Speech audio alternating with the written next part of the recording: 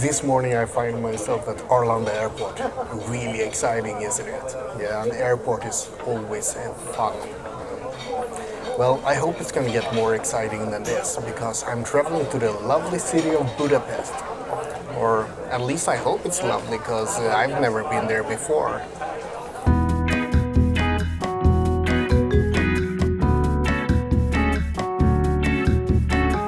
What a nice welcome. It's raining cats and dogs here in Hungary.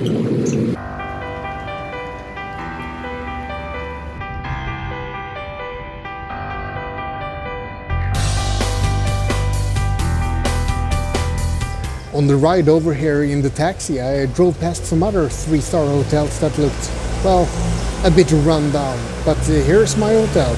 So, how bad can it be? Let's have a look. Sometimes I wish I was a 4-star vagabond instead. Let's see what the room is going to look like. Are you excited? I am excited. Well, not really. I'm getting in, that's a good start. And there's a bathroom. Yes, quite good to have. I find them handy at times. A TV that I'm not going to use. A small bed, well, better than nothing. And a rhinoceros. What more could I possibly ask for? Well, the room looks good enough, but I'm not gonna stay here. There's a town to explore. Well, a rainy town. On the way over to the hotel, the taxi driver mentioned a food court called Gozsdu Udvar or something like that. Let's go check it out.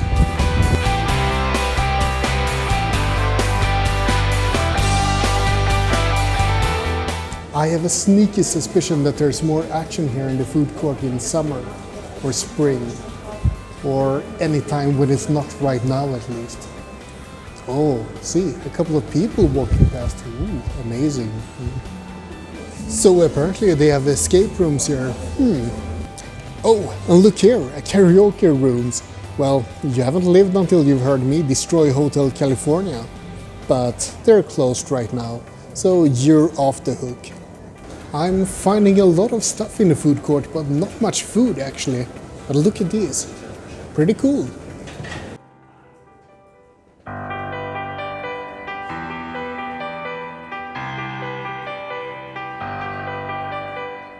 I eventually did find a place to sit down a bit at. The cave tour doesn't start until 3:15, so I have some time to spare. They explicitly said that they won't allow any people under the influence of alcohol, so shh, don't tell. I won't tell. It's finally stopped raining, and I'm now trying to find my way to where the cave entrances are here in Budapest. I'm in the outskirts somewhere, and I've taken a bus like an hour. It all sounds a bit sketchy, doesn't it? If I'm not back by tomorrow, call the police. Well, there's actually some mountains here, so maybe you can find caves as well. So, in this direction, what do we find? Ooh, I think we're on the right track. Look at this. The Palvolgyi Cave. Yeah, it might be a very famous one, but I don't think anyone non-Hungarian could pronounce it. The cave tour is supposed to take 2.5 hours. I hope they have a bathroom here in this store before that. Otherwise they're gonna get a flooded cave. Oops, roadblock number 1. The entrance seems to be locked. So while I wait for the cave tour to start, let me tell you that I'm quite a spelunker. Yeah, really. For example, last summer I was going to visit the biggest primary rock cave system in the Nordics. It's up in Sweden somewhere. And I drove all the way there, I had my caving outfit, I had my mobile as a flashlight. I was so prepared. And then I found the entrance, which was really tiny, and it was covered with cobwebs and looked really damp and uninviting. And I thought, well, maybe I should go to a hotel instead. So I hope there are no spiders here. Oops, silly me. There's a back door behind the building. So yeah, I think this is it. Yep. This looks better. Time to get changed. Looks like the cave systems are pretty extensive under Budapest. I think we're up there somewhere. Ready for some caving. I've never looked more beautiful in my life.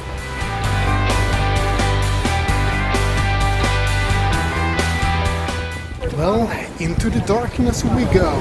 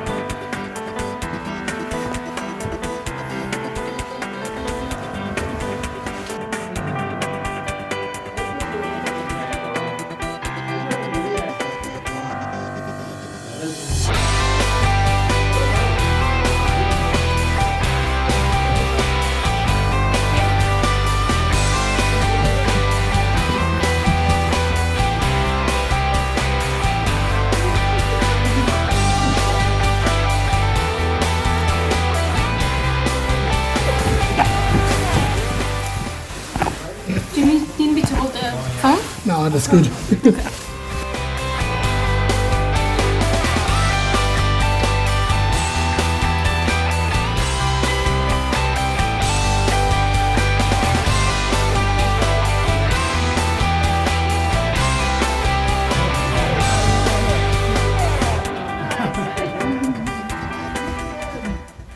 We have to turn here. Turn feet first. Like on our back. Ah, okay. Fair enough. That's not how I do Superman. We can convince ourselves that that's how Superman does it, so we can do it.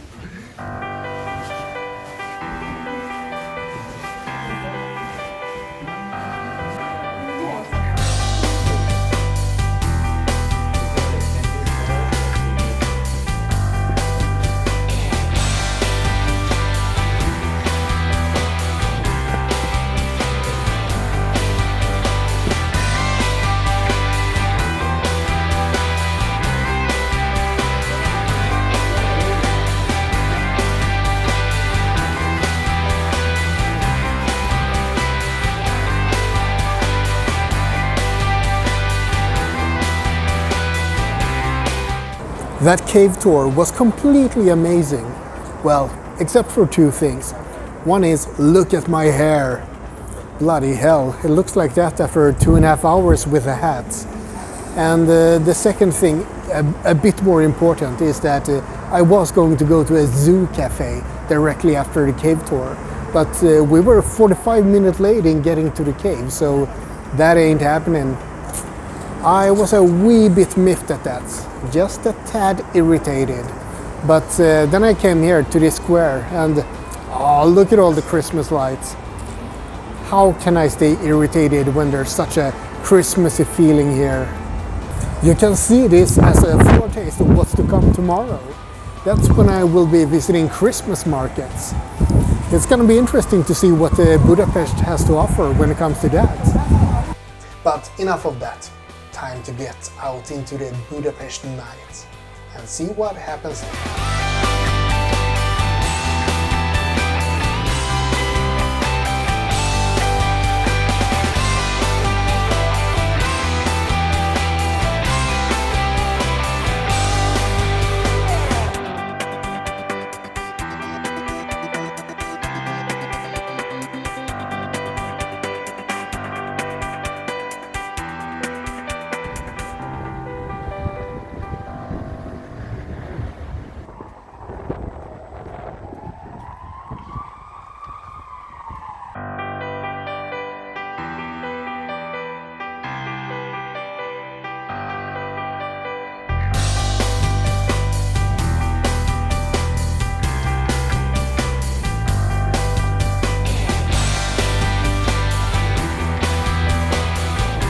When I first arrived in Budapest, I felt that the city was a bit grimy, a bit dirty, and a bit run down.